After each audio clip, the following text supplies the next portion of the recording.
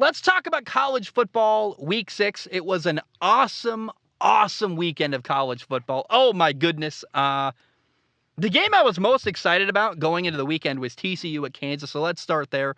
It was 2 top 25 teams. Kansas was 5-0 going in. It's the first time they've been ranked since 2009.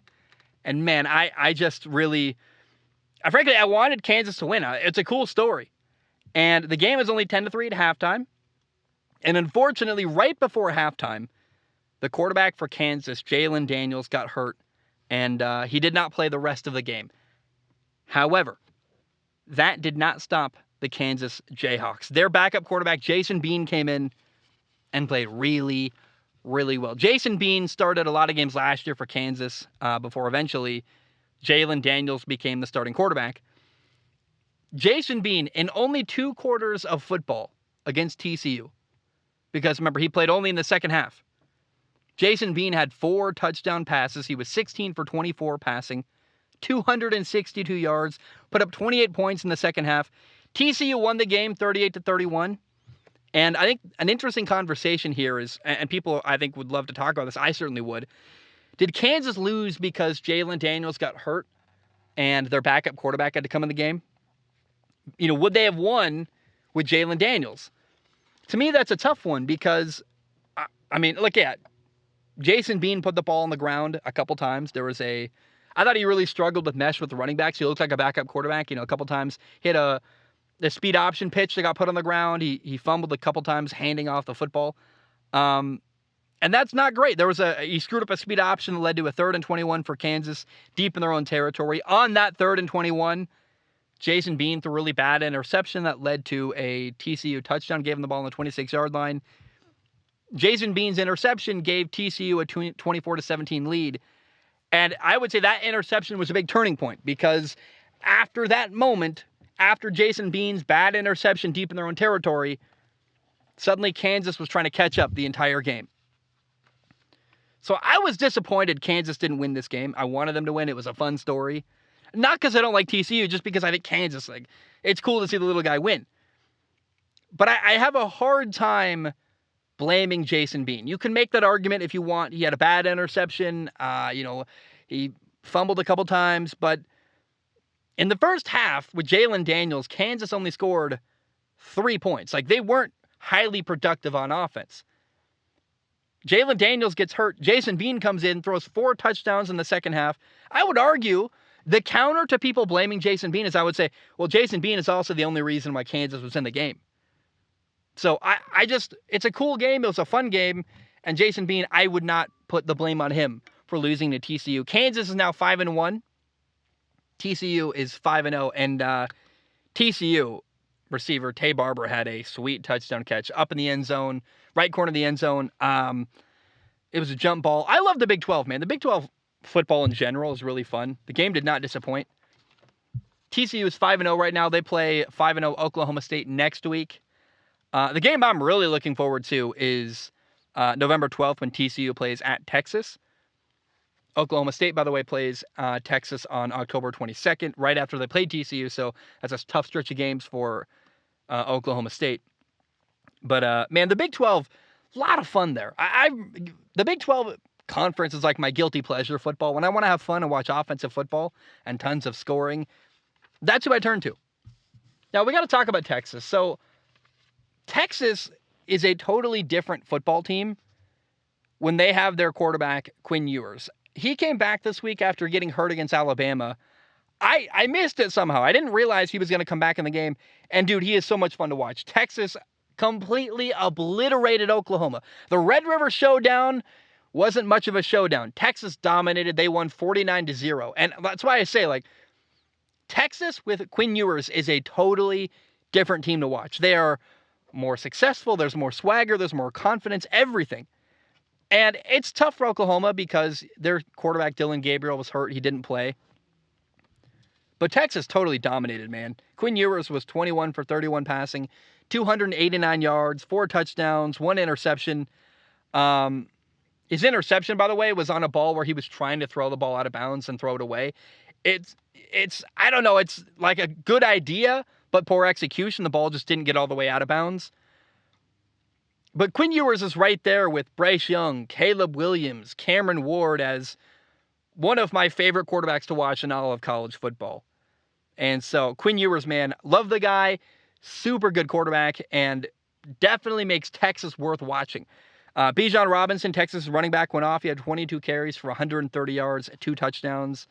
I was disappointed in this game because Joel Klatt and Gus Johnson didn't broadcast it.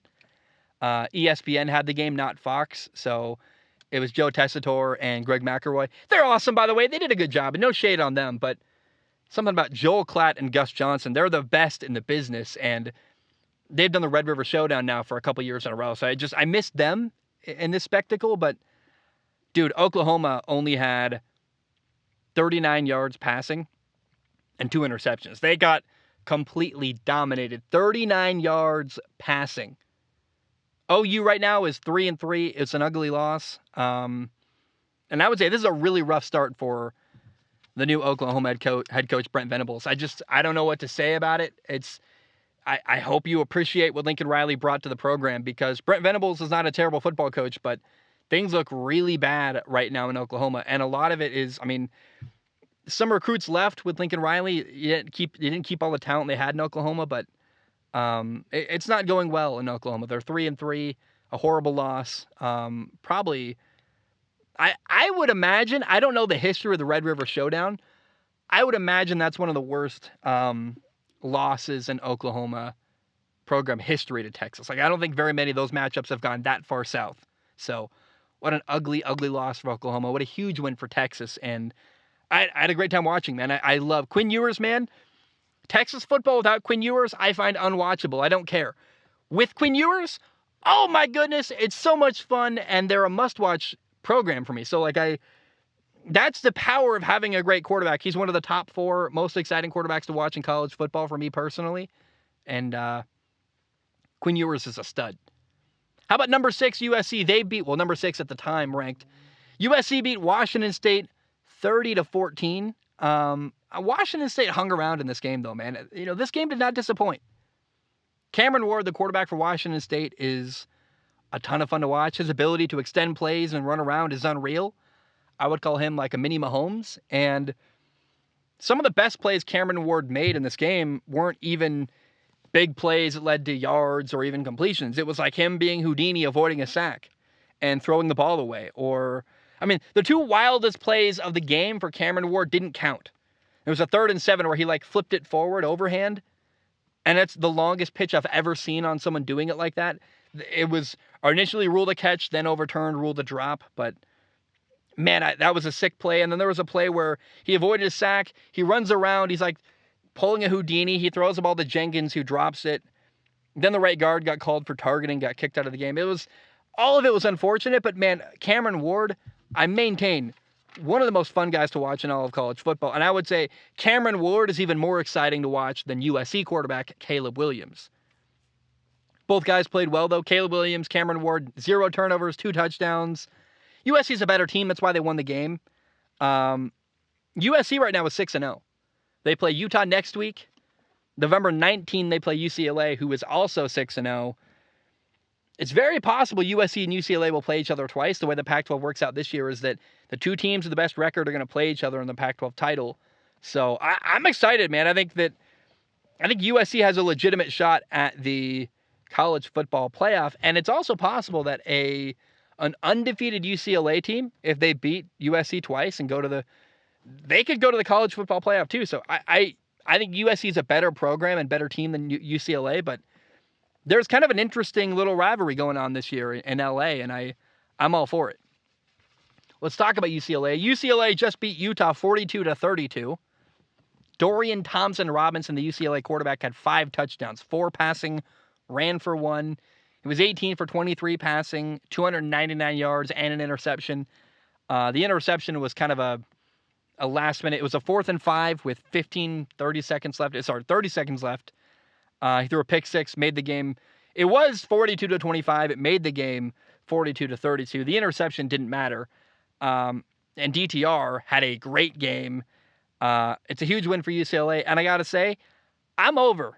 I'm done watching Utah quarterback Cameron Rising. He's a fun guy, fun personality. I like him. Nothing against him, but he's not that fun personality, not fun to watch in football games. I just like, he's kind of boring. He's kind of mid. And I don't know how much NFL potential he really has. I put him on my list early on in the year. The more I've watched him, the less excited I've been. And there are guys like Quinn Ewers, Cameron Ward, Bryce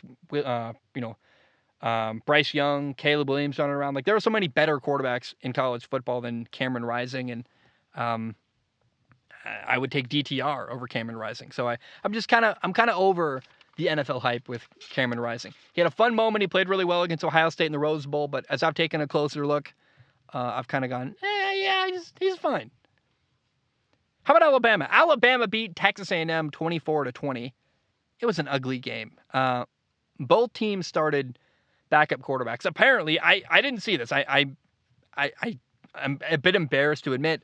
I didn't realize that Texas A&M quarterback Max Johnson hurt his hand. He might be out for the year. Somehow I missed that. So technically, two backup quarterbacks were playing in this game. A&M's quarterback, Haynes King, was their starting quarterback to start the year. Then they benched him. So is that a backup? Yeah, it's a backup that's got a lot of experience, I would argue. Alabama played bad and still won. Alabama, their starting quarterback, their Heisman Trophy winning quarterback, Bryce Young, did not play. Their backup quarterback, Jalen Milroe, wasn't great. He had 3 turnovers, 2 fumbles, and an interception. I would argue that Alabama, they missed 2 field goals, so their kicker, Will Reichard, had a bad day because in 2020, he didn't miss a single kick all year. He was 14 for 14 kicking field goals, 84 for 84 kicking extra points. Like, Will Reichard's a really good kicker who had a bad game. On top of that, so they missed 2 kicks against A&M. Alabama had 4 turnovers. They had a worse backup quarterback. Jalen Milroe is worse than Haynes King was.